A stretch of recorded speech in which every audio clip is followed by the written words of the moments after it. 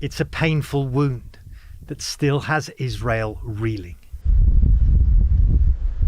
Even a year since Hamas rampaged through kibbutz Be'eri and other Israeli communities near Gaza, that wound has far from healed. Driving through the streets of Be'eri, and you really get a strong sense that the scars of the October 7th attacks are still very much here. Almost every one of the houses along these roads has been damaged and was overrun. The families inside torn apart, people killed, abducted to Gaza, traumatized. It used to be a family house, a beautiful home. Inside one burned out shell, Yarden Semach tells me how his neighbours, the Haran family, were killed and kidnapped from their home. Bullet holes and scorch marks where Palestinian gunmen ran amok. Kibbutz Be'eri lost more than 100 people in the October 7th attacks, one of the unsuspecting Israeli communities worst affected. Another 10 residents are among the hostages still being held in this ongoing ordeal. It's hard to imagine people ever feeling safe here again. I believe that it's possible. It will be a big challenge, and it might take a long time for people to feel as safe as we felt before October 7. But you said yourself, that feeling of security that you had on October the 6th, that was an illusion. It was an illusion. What I'm asking is, do you think that a community so close to Gaza can ever really be secure and safe? Once something happens, that it can, you always have in the back of your mind that it can happen again. They killed my sister over there. Okay? She's one of them. But among this close-knit community, brutalised and scattered, there is determination to rebuild. That Be'eri will recover. The most of the people will come back, rebuild their lives, rebuild their house, rebuild the kibbutz, and Be'eri will come again, I hope stronger than before, but there is no infrastructure for kids. There's no school. People with family cannot come back yet. How difficult is it for people to come back emotionally after what happened? Must be hard. It's difficult. It's hard. I think that Be'eri recover again, it takes time. It will take time. Meanwhile, building is underway. 100 residents have already returned, though most are still living an hour's drive from the memories of home, in temporary houses in the Israeli town of Hatzerim. Hi, Matthew. Pleased to meet you. Pleased to meet you. Nice Hi. to meet you. Hi. Hello. Hello. I am my son. Like Ayelet Hakim, who says her family's narrow escape from being killed in their Be'eri home is still keeping them away. It's the trauma of living in a house where vicious terrorists invaded, and sitting in my safe room for hours and hours, not knowing what's going on, and felt like I've been threatened. So I feel in that house, I feel unsafe. In that house, but in the kibbutz, not on the kibbutz. No, if not, I have not another, the house, but the kibbutz, you want to go back. Yeah, kibbutz Be'eri is my home. That's where I want to live. But living, after so much death and destruction here, will never be the same. Hubo al menos 4 barrios en los suburbios de Beirut que fueron alcanzados por ataques israelíes el domingo por la noche. Los ataques se produjeron después de que el portavoz de las Fuerzas de Defensa de Israel advirtiera a los residentes que evacuaran de inmediato. El equipo de CNN en Beirut sigue siendo testigo de múltiples explosiones. Nick, let's start first with you and these tunnels, these Hezbollah tunnels the IDF says that it has discovered. What more are you learning? Yeah, the IDF hasn't taken any journalists down there, but they have taken their own cameras and they filmed tunnels that the spokesman said were about 250 meters to about 300 meters long. They showed in the tunnels there stacks of military equipment. They showed sort of soldiers' equipment bags that they said these were to be used for some kind of infiltration or military purpose.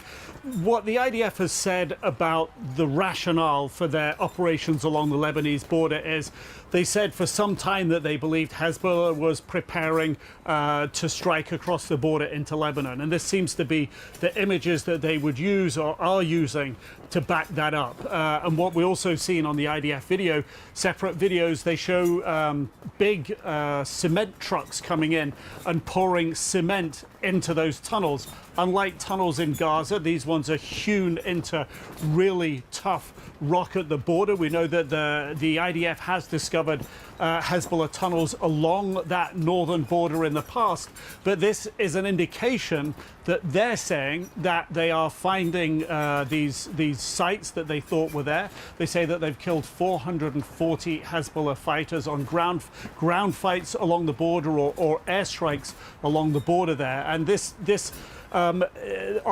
operation they're indicating, or these operations, are far from done. The Army Chief of Staff was saying that they will continue to press this offensive right along the border there. And I think it's an indication in these videos that the IDF is showing it's discovered what it said it was there. We also understood from Hezbollah that when the troops have been going across, they've set ambushes for them. They've claimed that they've got into intense firefights with the IDF. The IDF confirming that yesterday one soldier was seriously injured. La alerta en Israel es máxima de cara a las próximas horas, al 7 de octubre, cuando se conmemora el primer aniversario de los ataques, las también masacres realizadas por Hamas en el interior de Israel hace un año. Vemos que se intenta el estar preparados frente a posibles acciones que pueda llevar a cabo Hamas, ya sea ataques con proyectiles, atentados en el interior de las ciudades israelíes. Todo esto cuando en Israel, con distintos actos, se quiere marcar ese primer aniversario de algo terrible, el día peor de la historia de Israel. 1.200 israelíes perdieron la vida, más de 250 fueron secuestrados al interior de Gaza, se afirma en Israel, y todo esto también desató lo que fue la reacción de Israel contra Hamas en el interior de Gaza, algo que, según afirma el Ministerio de Sanidad Palestina, que depende de Hamas, habría llevado a la muerte de más de 41.000 personas. Vemos que también en Irán están temiendo que en las próximas horas, de cara a este aniversario, se pueda llevar a cabo precisamente la represalia israelí contra ellos por el ataque que llevaron a cabo el pasado martes con 200 misiles balísticos contra el interior de Israel. Fue un ataque que fue interceptado por los sistemas antimisiles, principalmente de Israel, también algunos de Estados Unidos, pero todo esto cuando no hubo que registrar víctimas mortales en el interior de Israel precisamente por estos sistemas defensivos. Pero ahora en Irán han decidido el anular los vuelos durante esta noche precisamente por temor a que se pueda producir un ataque. Y hay que decir, por parte de las fuentes israelíes, aseguran que habrá algo así, una represalia dolorosa, significativa. Aseguran que no pueden permanecer impasibles frente a un ataque de esta magnitud de misiles balísticos.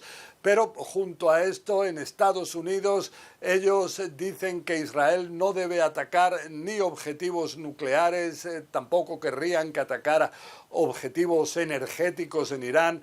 Hay quienes dicen que quizás estos objetivos pueden estar más relacionados con el régimen de esta República Islámica, con la Guardia Revolucionaria, con instalaciones de producción de misiles con sistemas antiaéreos de Irán. En cualquier caso, Israel ahora ya no tiene esa amenaza que tenía en el pasado de que si atacaba a Irán, Hezbollah desde el norte podría atacar de manera masiva al norte desde el norte de Israel a todo el territorio de este país. Ahora vemos que esas capacidades de Hezbollah están siendo dañadas de manera muy significativa, inclusive siguen los bombardeos cada vez más intensos, parece, en la zona sur de Beirut, en la llamada Dajia. También hay una operación terrestre israelí en el sur del Líbano. Y todo esto, de alguna manera, en una realidad en la cual todavía no se ve cómo puede finalizar la violencia.